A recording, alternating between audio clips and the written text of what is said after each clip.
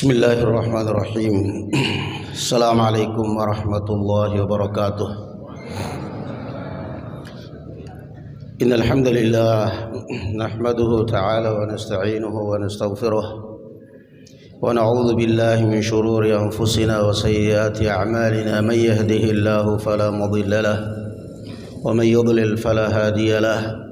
Asyhadu an la ilaha illallah wahdahu la syarika lahu إقرارا به وتوحيدا وأشهد أن محمدا عبده ورسوله بعثه الله بالهدى ودين الحق ليظهره على الدين كله ولن يقبضه حتى أدى الأمانة وبلغ الرسالة وجاهد في الله حق جهاده وعلى آله وأصحابه وسلم تسليما كثيرا أما بعد.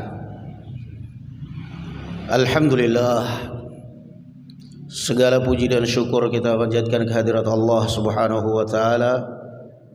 Salawat serta salam semoga tetap tercurahkan kepada Nabi kita Muhammad sallallahu alaihi wa ala alihi wasallam yang telah berjuang demi untuk kita semuanya. Nabi kita Muhammad sallallahu alaihi wasallam berjuang demi untuk kita, bukan berjuang demi untuk diri sendiri. Beliau diutus sebagai rahmatan lil alamin. Begitu berat perjuangan beliau di awal Islam demi untuk kita. Maka kita perlu mengkaji seberapa perjuangan beliau untuk menyampaikan Islam dan untuk menyelamatkan kita dari api neraka jahanam. Sehingga tidak segampang itu orang kadang-kadang keluar dari Islam, kadang-kadang murtad. Dengan remehnya kadang-kadang ditampil televisi atau kadang bicara seakan-akan Islam itu enggak penting, Islam itu naudzubillah. Rasulullah sallallahu alaihi wasallam mandi darah untuk menyampaikan Islam kepada kita. Korban nyawa untuk sampainya Islam ini kepada kita. Korban harta demi untuk Islam kepada kita sampai. Korban waktu beliau sallallahu alaihi wasallam di awal Islam diutus di tengah-tengah umat yang tidak mengenal halal haram. Diutus di tengah-tengah umat yang tidak mengenal Allah Subhanahu wa taala. Diutus di tengah-tengah umat yang beribadah kepada apa saja yang mereka inginkan. Sehingga beliau ketika datang di tengah-tengah kondisi seperti itu, maka beliau perlu perjuangan berat untuk bisa merubah tradisi Arab pada saat itu. Perlu perjuangan berat. Sampai beliau pernah diboikot. Sampai beliau pernah dilempari batu. Sampai beliau pernah ditindih, diteletakkan di pundaknya kotoran onta ketika sedang sholat. Beliau pernah diludahin. Semua itu demi untuk kita. Maka kita adalah sebagai umatnya wajib berterima kasih dan wajib mencintai beliau. Dan wajib kita dianjurkan memperbanyak salawat. Karena beliaulah Allah Subhanahu wa ta'ala memberikan hidayah kepada kita semua. Di awal Islam, Ammar ibn Yasir pertama sekeluarga yang pertama kali mati syahid di jalan Allah bersama istrinya Sumayyah demi untuk Islam. Di awal Islam, Rasulullah sallallahu alaihi wasallam Abu Talib harus mendapatkan teror dari orang-orang Quraisy. Diteror oleh orang-orang Quraisy, wahai Abu Talib, Anda punya dua pilihan. Serahkan keponakan Anda kepada kami, jangan berikan perlindungan, karena hukum Arab pada saat itu adalah hukum qabilah. Siapa yang qabilahnya kuat, yang sukunya kuat, maka dia akan berkuasa. Dan kalau sudah dilindungi, aman. Maka Rasulullah sallallahu alaihi wasallam Allah menggiring Abu Talib untuk selalu membackup dan pasang dada membela Rasulullah sallallahu alaihi wasallam. Didatangi oleh orang-orang Quraisy, wahai Abu Talib, serahkan Muhammad kepada kami. Atau kalau tidak mau, larang dia untuk menyampaikan Islam, larang dia untuk menyampaikan la ilaha illallah. Jangan mengganggu sesembahan kami, jangan mengganggu ritual kami, jangan merusak tradisi kami. Abu Talib kemudian menyampaikan itu kepada keponakannya Muhammad, wahai Muhammad, kaummu datang kepada saya meminta dua permohonan. Apa itu wahai pamanku? Mereka meminta kepada saya untuk membiarkan kamu, supaya kamu, untuk melepaskan perlindungan saya dari kamu, supaya mereka bebas mau berbuat apa saja kepada Anda, mereka bebas. Atau kalau tidak, saya melarang Anda untuk menyampaikan Islam. Bagaimana pendapatmu wahai Muhammad? Rasulullah sallallahu alaihi wasallam menjawab dengan sangat tegasnya, ya ammi, wahai pamanku. Kalau seandainya mereka orang-orang Quraisy mampu meletakkan matahari di tangan kananku dan bulan di tangan kiriku, saya tidak akan pernah berhenti untuk menyampaikan kebenaran ini. Ternyata Abu Talib juga nggak kalah mental. Abu Talib mengatakan, silahkan sampaikan apa yang kamu pandang benar wahai keponakanku. Saya juga tidak akan pernah melepaskan kamu kepada orang-orang Quraisy. Mereka orang-orang Quraisy kecewa dengan Abu Talib. Akhirnya mereka membuat surat boikot Banu Hashim selama 3 tahun berturut-turut. Ditulis di mana-mana, ditulis di tembok Ka'bah, ditulis di tempat-tempat keramaian, di pasar.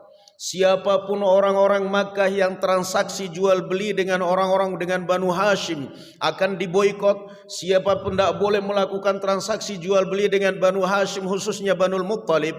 Nggak boleh jual beli dengan mereka, nggak boleh memberikan santunan kepada mereka, tidak boleh menikahkan anak perempuan kita kepada mereka, dan tidak boleh menikahkan anak laki-laki kita kepada mereka.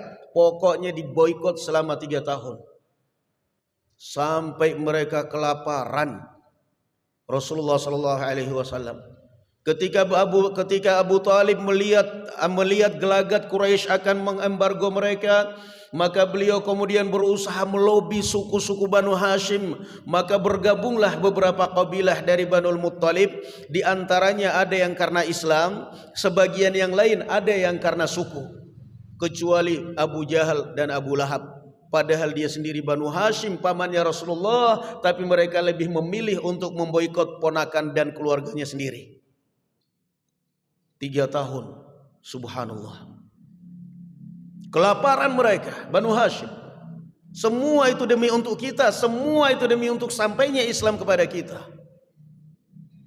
Sampai kemudian pada akhirnya Allah Azza wa Jalla menggiring beberapa orang tokoh-tokoh Quraisy yang juga belum pada masuk Islam pada saat itu, tapi mereka masih ada nurani yang baik. Allah giring beberapa tokoh-tokoh Quraisy yang juga mereka non muslim, tapi mereka masih punya nurani.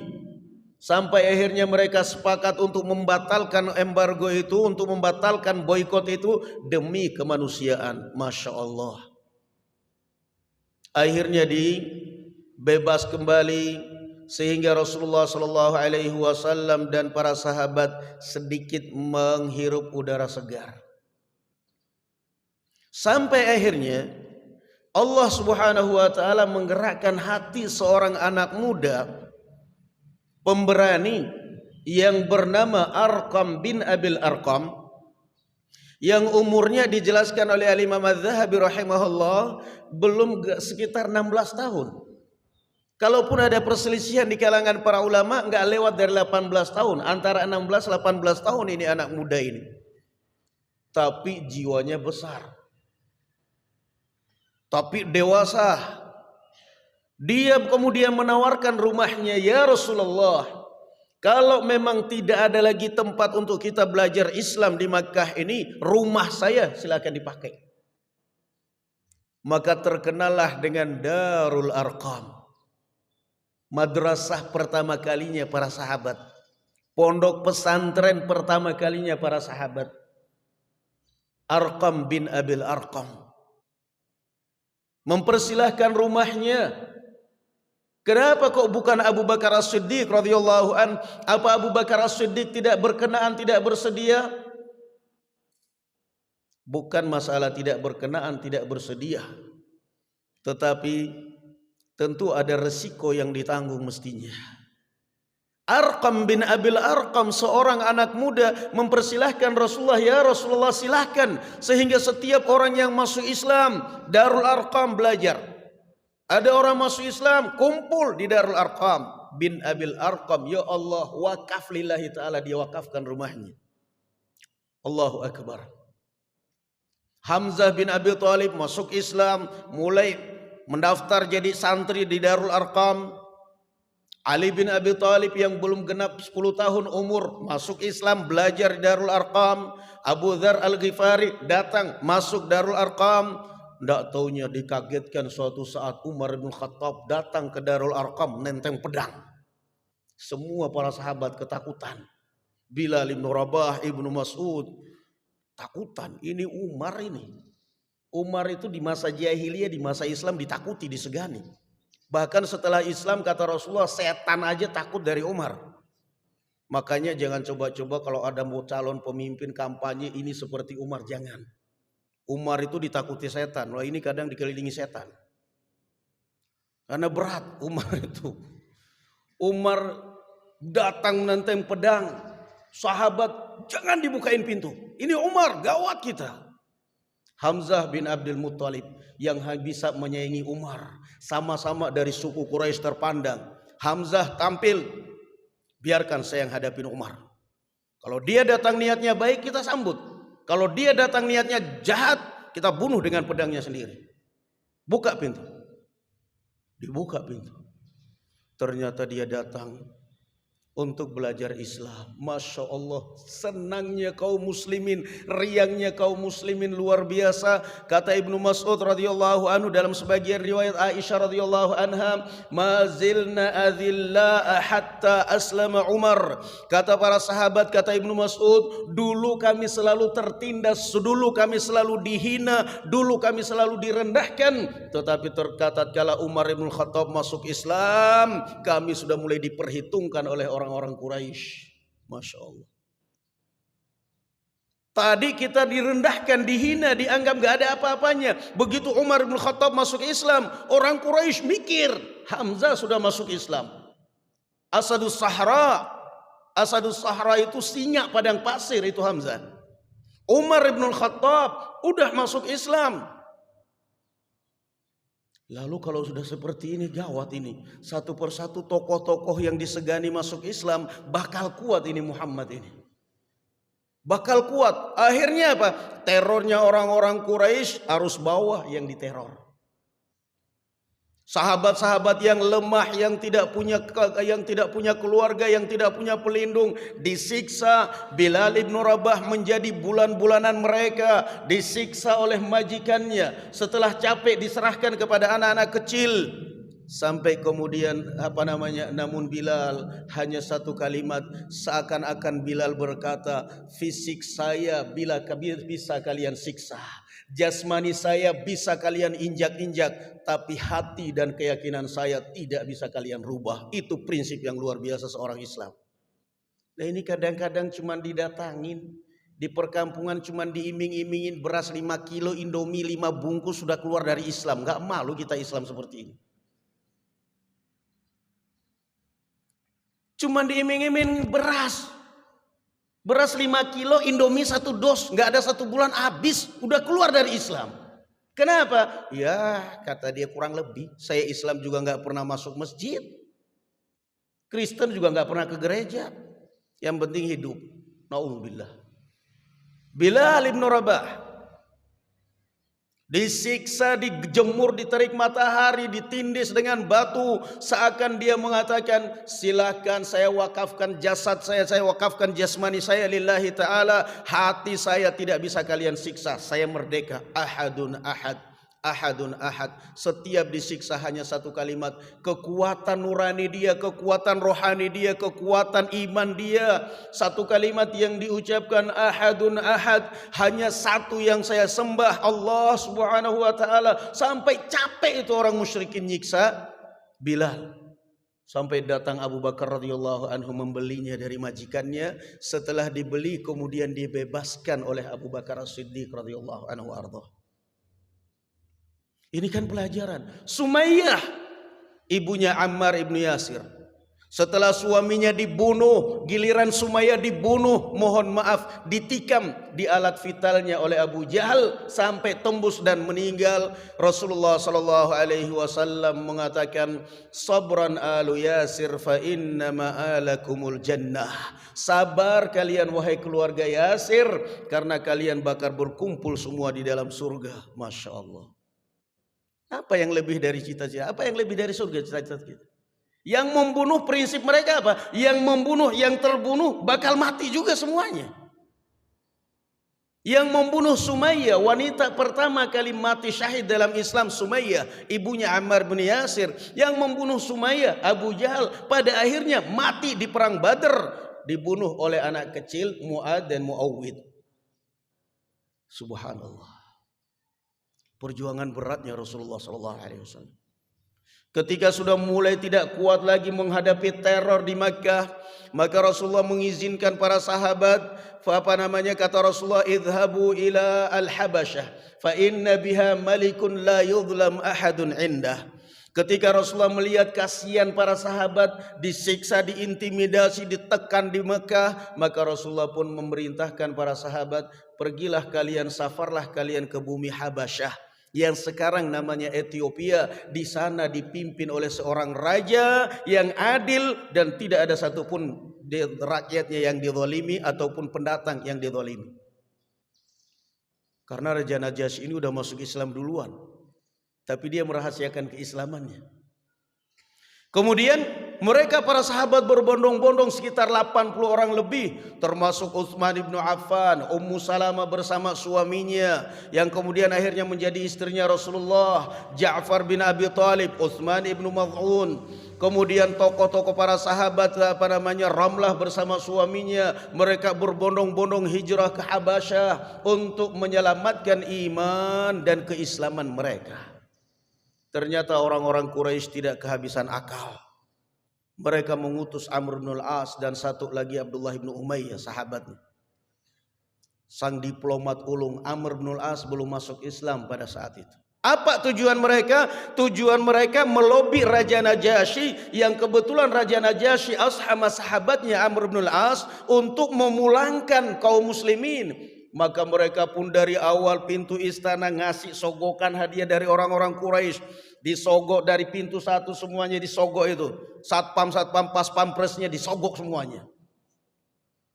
Dengan perjanjian, kami ngomong apapun di hadapan raja, mangguk, siap. Begitu di hadapan raja, wahai baginda raja, mereka ini adalah kaum kami. Kami lebih tahu aib-aib mereka, wahai baginda raja. Mereka ini keluar dari agama kami, keluar dari agama nenek moyang kami, dan tidak masuk dalam agama baginda. Wahai baginda raja, izinkanlah kami untuk membawa pulang mereka ini, wahai baginda. Kami lebih tahu aib mereka. Semua para pengawal-pengawal istana yang sudah disogok tadi, iya memang benar baginda. Raja Najasyi cerdas. Ada apa kalian tiba-tiba mengatakan iya memang benar, padahal kalian gak kenal mereka ini? Mesti kalian sudah disogok ini semuanya. Najasyi cerdas. Kata Najasyi, lah, tidak. Saya tidak akan pernah menuruti kemauan kalian sebelum saya panggil mereka ini. Kenapa mereka milih negeri saya? Baginda raja, tidak usah dipanggil. Kami lebih tahu aib mereka. Kata Amr bin al-As, serahkan saja kepada kami bawa pulang. Tidak, kata Raja Najasyi. Maka dipanggillah kaum muslimin. Mereka sepakat Ja'far bin Abi Thalib sebagai pembicaranya. Di hadapan Raja Najasyi, Ja'far bin Abi Thalib menerangkan Islam. Setelah berhasil menerangkan Islam, kata Amr bin al-As, Raja Najasyi pun menerima apa yang diterangkan oleh Ja'far. Amr bin al-As yang belum masuk Islam pada saat itu enggak kehabisan akal. Wahai baginda raja, mereka ini mengatakan tentang Isa bin Maryam ucapan yang sangat keji. Kaget Raja Najasyi. Ini apa lagi nih? Apa ucapan kalian tentang Isa bin Maryam? Maka dibacakan oleh Ja'far bin Abi Thalib surat Maryam. Dan ini menunjukkan dakwah itu perlu hikmah. Dengan siapa kita berbicara, di hadapan siapa kita berbicara, sesuaikan itu tema. Coba kalau seandainya Ja'far bin Abi Thalib membacakan surat pada saat itu, Qul ya ayyuhal kafirun la a'budu ma ta'budun. Wah, habis. Kata Raja Najasyi, udah selamat, tinggal keluar kalian ini, pulang semua sana. Jadi dakwah itu perlu cermat kita. Dengan siapa kita berhadapan? Di hadapan siapa saya berbicara? Yang mungkin kadang-kadang kita diundang asal pasang tema karena kita nggak tahu kondisi. Begitu sampai di situ lihat masyarakat, aduh, kayaknya nggak sesuai dengan tema saya ini. Alah, belok dikit aja apa-apa.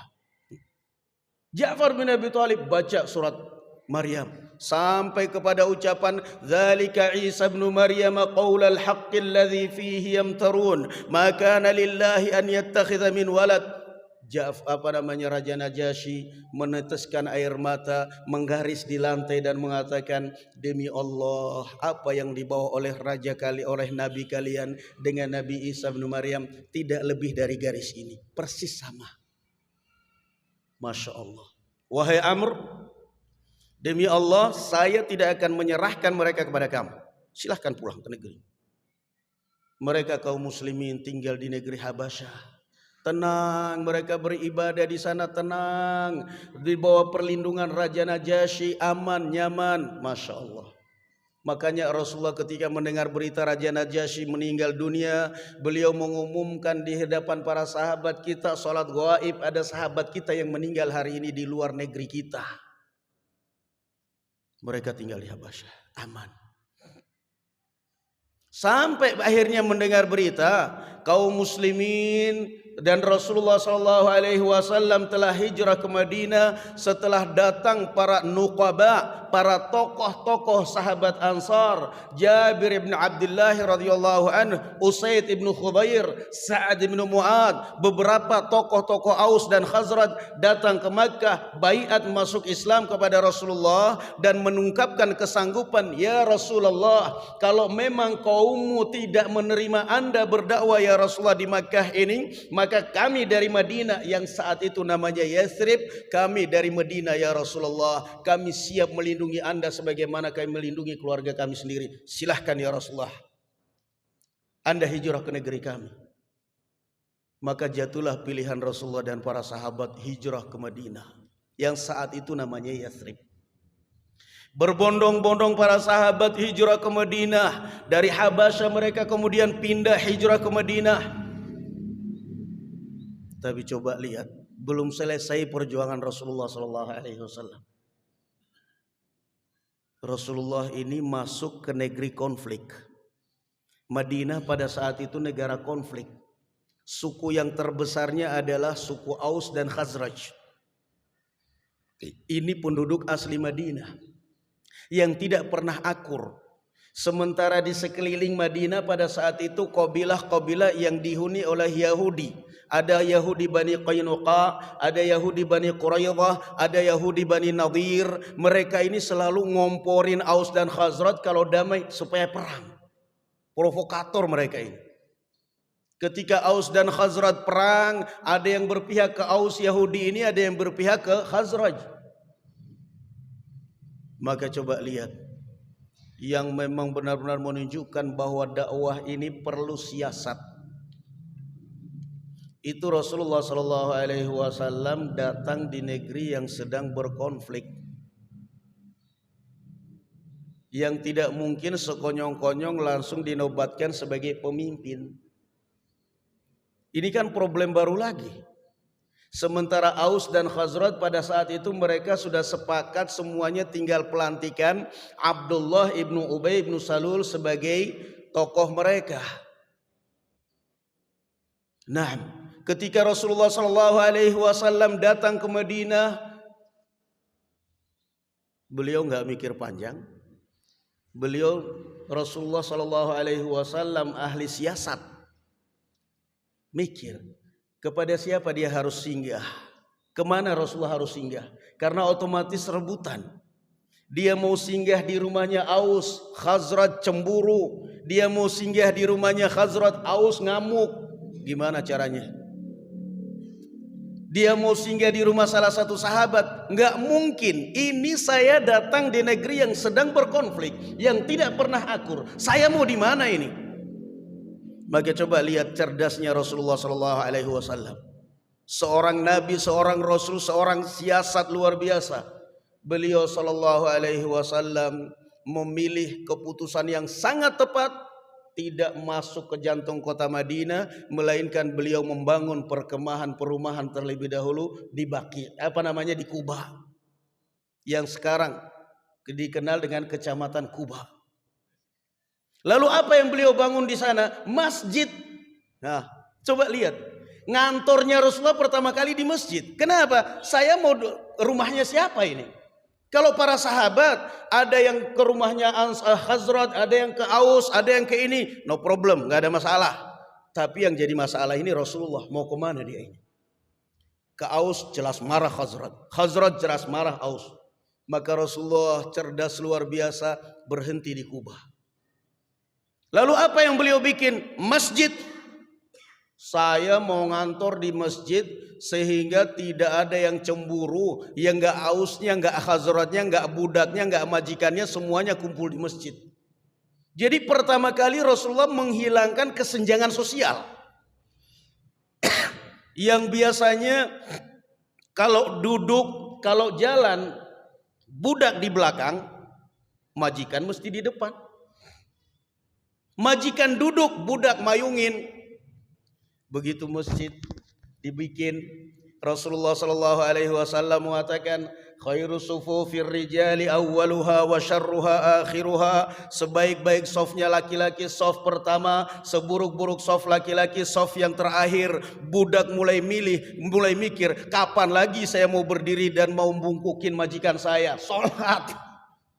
Budak di depan, majikan di belakang. Allahu Akbar. Nasib dah. Jadi benar-benar persamaan ini, dihilangkan kesenjangan itu. Rasulullah mengatakan sebaik-baik safnya laki-laki paling depan, sehingga budak yang tadinya mesti di belakang majikan, mulai kesempatan ini saya mau berdiri di depan majikan saya, kapan lagi? Udah, mulai. Sebaik-baik saf laki-laki. Akhirnya orang budak, aduh, mau ke masjid. Kalau majikan saya telat, ya berdiri belakang saya, resiko udah. Mau ini kopral di bawah belakang jenderal, jenderalnya nggak bisa baca Al-Fatihah, makmum, namanya imam, nggak mandang pangkat, tetap aja imam yang bisa baca Quran. Dah selesai. Kemudian Rasulullah mengatakan apa? Mulai mempromosikan masjid. Mulai mempromosikan masjid ini sebagai madrasah. Majtama'a qaumun fi baitin min buyutillah yatluna kitaballahi wa yatadarasunahu bainahum illa nazalat alaihimus sakinah wa ghasyiyatuhumur rahmah wa haffathumul malaikatu bi ajnihatiha. Tidaklah suatu kaum mereka berkumpul di masjid belajar agama kecuali mereka akan diliputi rahmat Allah, dinaungi malaikat, dipayungi malaikat dengan sayap-sayap mereka, turun ketenangan kepada mereka, sehingga para sahabat mulai jinak dengan masjid. Enak juga rupanya ya. Coba kalau kita kumpulnya dulu di luar, majikan baris depan, ini budak semuanya, belakang semuanya, giliran kumpul di masjid di hadapan Rasulullah semuanya lututnya satu semuanya, nggak yang SD, nggak yang SMP, nggak pejabat, duduk semuanya. Nah, mengharapkan rahmat Allah Subhanahu wa taala. Mulai dipromosikan. Begitu disyariatkan azan, coba lihat, nggak tanggung-tanggung yang dipilih sebagai muadzin oleh Rasulullah, Bilal ibnu Rabah. Ya Allah, siapa Bilal ini? Mantan budak kulit hitam, rambut keriting. Padahal yang namanya dulu di bangsa Arab, ada nggak kira-kira majikan dipanggil budak datang? Abu Bakar misalnya, Abu Bakar, Anda dipanggil Bilal. Hah? Siapa Bilal berani-berani manggil Abu Bakar? Umar, Anda dipanggil Bilal. Hah? Jadi benar-benar kesenjangan sosial itu dihilangkan, dibersihkan.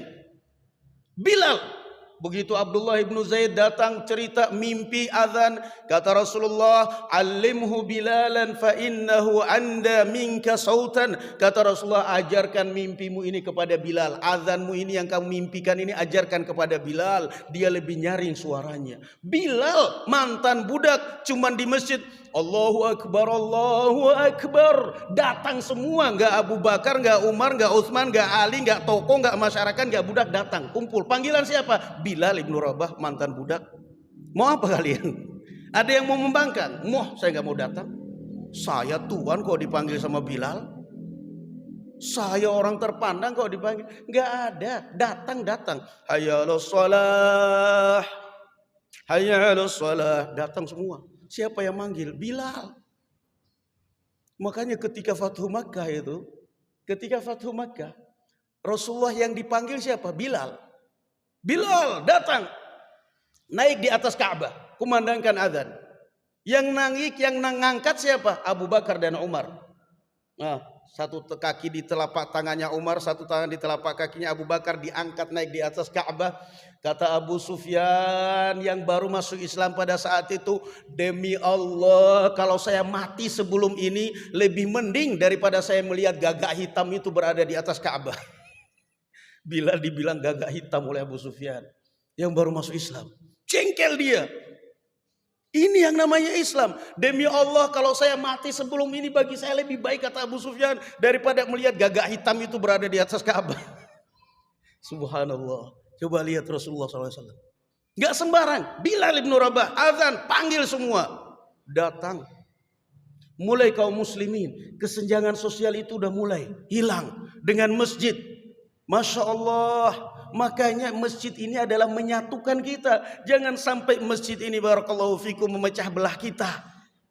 Dan saya juga termasuk bangga. Udah 3 kali saya datang ke sini, masya Allah. Baru di sini saya kalau datang disambut pengurus komplit semuanya.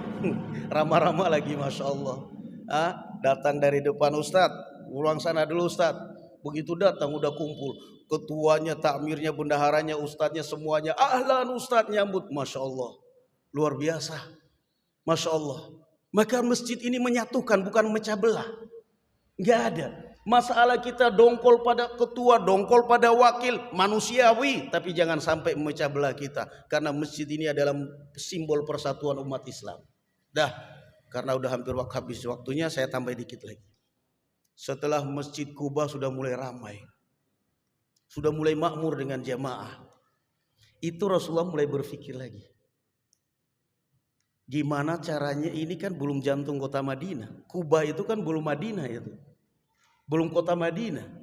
Rasulullah mulai berpikir, ini orang-orang Aus dan Khazraj ini sudah mulai akur, sudah mulai akrab dalam satu masjid. Tapi bagaimana supaya saya bikin perkantoran di jantung kota Madinah, supaya dakwah lebih menyebar. Ya Allah, siasatnya Rasulullah itu. Maka beliau pun merencanakan untuk membangun masjid kantor di tengah kota Madinah sebagai pusat perkumpulan kaum muslimin. Kembali Aus dan Khazraj rebutan. Ya Rasulullah, tanah saya wakafkan. Ya Rasulullah, tanah saya wakafkan. Ya Rasulullah, tanah saya wakafkan.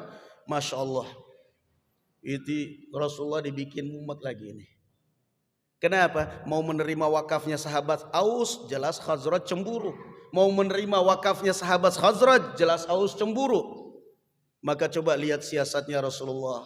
Kata Rasulullah sallallahu alaihi wasallam, da'un naqata haitsu tabruk. Kata Rasulullah, biarkan onta yang saya tumpangi ini jalan sendiri, jangan dipegang talinya. Di mana onta saya ini berhenti, di situ saya akan bangun. Jadi kalau mau dialog, mau diskusi, mau cemburu, cemburu sama onta. Masya Allah. Sahabat rebutan itu. Ada yang mau pokoknya Aus ngambil ke tali ke kamu ontanya Rasulullah biar digiring ke tanah dia. Khazraj rebutan. Kata Rasulullah, udah. Daripada kalian ribut, daripada nanti begini, sudah biarkan onta ini jalan. Nanti di mana onta ini berhenti, di mana onta ini duduk, di situ saya akan bangun masjid. Jadi mau ribut sama onta sekarang, silahkan diskusi sama onta. Insyaallah Rasulullah cerdas, meredam konflik. Jadi Rasulullah ini meredam konflik pertama. Kemudian jalan onta. Sampai pada akhirnya berhenti di tanah yang sekarang Masjid Nabawi, milik Banu Najjar. Rasulullah kemudian mencari siapa pemilik tanah ini, ternyata Banu Najjar. Rasulullah mengatakan, ya Bani Najjar, saminuni bihaitikum hadhi. Wahai Banu Najjar, berapa kalian jual tanah kalian ini? Saya beli untuk masjid. Banu Najjar mengatakan, huwa waqfun lillahi ta'ala ya Rasulullah. Anda mau beli ya Rasulullah? Tidak, wakaf lillahi ta'ala. Kami sangat senang ontak bisa berhenti di situ. Maka mulai bangun masjid gotong royong. Subhanallah, bangun Masjid Nabawi. Sampai kemudian akhirnya benar-benar hilang itu kesenjangan. Jadi dengan sendirinya, nggak Ausnya, nggak Khazrajnya, nggak sahabat Ansornya, nggak sahabat Muhajirinnya, akhirnya secara sistematis gitu, secara otomatis akhirnya mereka tergiring. Siapa lagi? Ya Rasulullah Shallallahu Alaihi Wasallam. Akhirnya mulai Rasulullah punya posisi di Madinah. Orang-orang mulai mengabaikan Abdullah bin Ubay bin Salul, mulai lupa dengan Abdullah bin Ubay bin Salul. Akhirnya Abdullah bin Ubay bin Salul pun cemburu, marah. Akhirnya dia lebih memilih munafik daripada harus masuk Islam. Jadi ini siasatnya Rasulullah. Kemudian terakhir, setelah dibangun Masjid Nabawi, Rasulullah SAW berpikir kembali. Ini nama Madinah, Yathrib. Kesan itu adalah milik Ansor. Seakan-akan kita ini pendatang, numpang di negeri orang. Maka Rasulullah SAW merubah nama Yathrib menjadi Madinah. Ini adalah kota kita semuanya. Masya Allah. Tambah itu. Jadi itu awal sejarah. Dan ini tentunya ringkas ya, sekilas ya. Yang memang sangat indah. Barakallahu fikum, walaupun mungkin saya loncat sana loncat sini, comot sana comot sini, tapi ini sekilas gambaran bagaimana perjuangan Rasulullah SAW di awal Islam demi untuk sampainya Islam ini kepada kita. Sehingga kata orang tak kenal maka tak sayang. Dengan sejarah ini seperti ini kita kenal, kita ketahui, maka kita akan tambah cinta kepada Nabi kita Muhammad, dan kita akan tambah cinta kepada Islam. Lepas nyawa lebih rela daripada harus lepas agama kita. Wa'budu rabbaka hatta ya'tiyakal yaqin. Nah, ini tema yang saya dapat sampaikan pada pagi hari ini.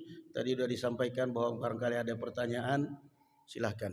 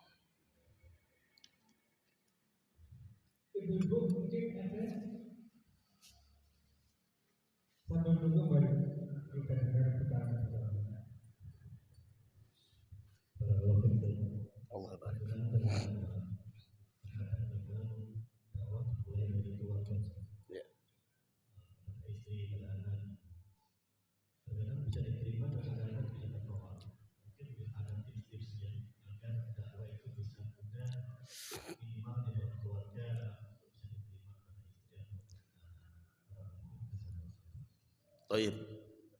Pertanyaannya, dakwah dimulai dari keluarga. Bagaimana tips supaya dakwah itu bisa gampang diterima? Dakwah yang pertama kali sekali, barakallahu fikum, itu yang sangat penting adalah dengan akhlak. Wa innaka la'ala khuluqin 'azim. Dan sungguh engkau berada di atas akhlak yang mulia. Itu dakwah yang sangat penting. Al-Imam Umar bin Abdul Aziz rahimahullahu ta'ala pernah berkata, kunu du'atan wa antum samitun. Jadilah kalian itu sebagai da'i sedang kalian diam. Qila lahu wa kaifa dzalika ya Amirul Mu'minin? Apa maksudnya kita berdakwah tapi kau suruh diam? Suruh jangan banyak bicara. Beliau mengatakan bil khuluqil hasan, dengan akhlak budi pekerti yang baik. Jadi dakwah pertama kali itu adalah dimulai dengan akhlak. Makanya Rasulullah SAW digelari di zaman jahiliyah itu dengan gelar Al-Amin, orang kepercayaan. Membangun pertama kali kepercayaan. Khadijah radhiyallahu anha tertarik dengan Rasulullah setelah melihat muamalahnya Rasulullah, mendapatkan cerita dari pembantunya. Akhlaknya Rasulullah, amanahnya Rasulullah, tanggung jawabnya Rasulullah, sehingga akhirnya tertarik menikahi Rasulullah, menikah dengan Rasul sallallahu alaihi wasallam. Saya kasih contoh. Kadang-kadang kita berada di lingkungan orang tua kita mungkin belum kenal sunnah, orang tua kita mungkin bahkan sholat aja enggak, orang tua kita kadang-kadang bahkan menentang ketika kita berhijab, ketika kita menjalankan syariat. Enggak usah setiap hari, Pak, kapan sholat, Pak? Bapak ingin masuk neraka, Pak? Jangan. Tampilkan akhlak yang baik. Orang tua mungkin keluarga kita, mereka enggak sholat. Pertama, itu bukan urusan kita ya, bukan tanggung jawab kita ya. Yang kedua, justru kita yang sholat itu enggak usah banyak ngomong di hadapan mereka, cukup kita tampilkan perdamaian di hadapan mereka. Lama-kelamaan akhirnya tertarik dengan Islam. Ini anak saya, Masya Allah, hijabnya luar biasa tapi akhlaknya luar biasa. Tertarik dia dengan Islam. Jadi yang pertama kali sekali itu adalah dengan akhlak. Dengan akhlak. Satu kali, dua kali mungkin, ayo Pak, sholat. Udah duluan, udah assalamualaikum gitu aja. Jadi jangan. Kadang-kadang barakallahu fikum, yang namanya dakwah itu adalah seperti yang dikatakan oleh Umar bin Abdul Aziz, dengan akhlak yang mulia. Itu pertama kali. Sehingga orang itu tertarik. Orang itu tertarik. Kadang-kadang ada anak, waduh, orang tua saya itu Ustadz luar biasa keras kepala. Sudah saya nasihati sampai sekarang gak mau sholat. Orang tuamu keras kepala, kamu anak durhaka. Orang tuamu kamu bilang keras kepala. Kamu ceritakan aibnya orang tuamu di hadapan orang. Itu gak boleh, kamu durhaka. Semestinya apa? Kalau bisa jadi cara kamu kasar. Bisa jadi cara kamu, karena apa? Yang namanya orang tua itu punya gengsi sendiri. Dia merasa apa? Siapa kamu berani-berani nasihati saya? Saya tahu kecilnya kamu kok. Sehingga dengan akhlak kita perlakukan dengan baik, kita layani dengan baik. Jadi sangat penting barakallahu fikum, dakwah itu adalah dengan akhlak. Termasuk dakwah dengan akhlak adalah murah senyum. Murah senyum kepada siapa saja, yang tentunya jangan lawan jenis. Ya, nyapa, salam gitu loh. Karena itu termasuk dakwah. Jangan nanti kalau sudah ketemu komunitasnya baru salam. Kalau yang enggak komunitas, diem. Nanti giliran ketemu komunitas baru assalamualaikum. Gimana Anda? Gimana ukhti? Gimana kamu, sehat? Jangan. Temu orang yang jenggotnya rata, diamin aja. Nanti kelihatan betul jenggot cingkrang baru assalamualaikum, salamin. Itu salah. Agama Islam ini rahmatan lil alamin, bukan rahmatan komunitas, bukan rahmat untuk komunitas. Kata Rasulullah sallallahu alaihi wasallam, "Taqra'us salam 'ala man araftu 'ala man ta'rif." Ucapkan salam pada yang kamu kenal maupun yang tidak kamu kenal. Nah, jadi ini juga dakwah. Mohon maaf ya, kadang-kadang ya, ini kesalahan kita, terpaksa saya nasihati kadang-kadang. Kita itu begitu. Ya, perbaiki akhlak kita itu. Karena kadang-kadang seperti itu orang akhirnya fobi dengan dakwah karena akhlak kita.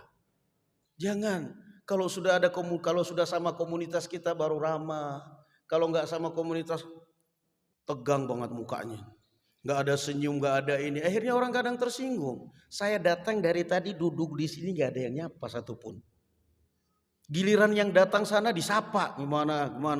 Apa karena pakaian saya nggak sunnah ya? Lihat ambil handphone, jenggot saya nggak ada, berarti cukur. Nggak ada yang nyapa saya. Apa karena jilbab saya jilbab gaul, sementara yang lain cadaran? Dari tadi nggak ada yang nyapa satupun. Jadi itu salah kita, itu kesalahan. Wajar kalau orang kemudian mengkritik bahkan membenci, maka kita harus introspeksi diri. Jadi akhlak. Siapapun yang datang ke masjid sambut. Dia mau pakai jilbab, mungkin jilbab gaul, bahkan mungkin dia nggak pakai jilbab. Justru kita tunjukkan Islam rahmatan lil alamin. Monggo Bu, silahkan Bu. Iya saya mau ta'lim, cuman saya nggak punya kerudung. Ini ada mukena, duduk masuk. Silahkan Bu. Tapi coba kalau begitu masuk pelototin, nggak ada yang nyapa, semuanya pada mandang. Langsung pergi dia tanpa salam. Jangan. Akhlak itu penting. Akhlak dan adab, karakter, adab, akhlak, attitude itu penting. Maka dengan pertama kali sekali adalah dengan akhlak. Na'am, wallahu a'lam. Enggak ada lagi ya kayaknya. Belum ada ya. Ada lagi? Alhamdulillah. Kalau enggak ada berarti udah pada cukup insyaallah. Cukup ya? Cukupan Pak? Alhamdulillah. Barakallahu fikum. Sekali lagi saya mengucapkan terima kasih kepada Bapak Ketua Takmir Masjid beserta stafnya yang Masya Allah sudah 3 kali di sini, sambutannya luar biasa. Dan saya selalu ingat itu. Selalu ingat, begitu telepon sama Ustaz, kita ngundang di Lumajang, mana Masjid Al-Huda, Masya Allah, ingat. Saya masih ingat, Masya Allah, sambutannya luar biasa. Snacknya non-stop, itu aja tadi belum habis, belum sempat makan, sudah disuruh ke sini. Silakan Ustaz, silakan.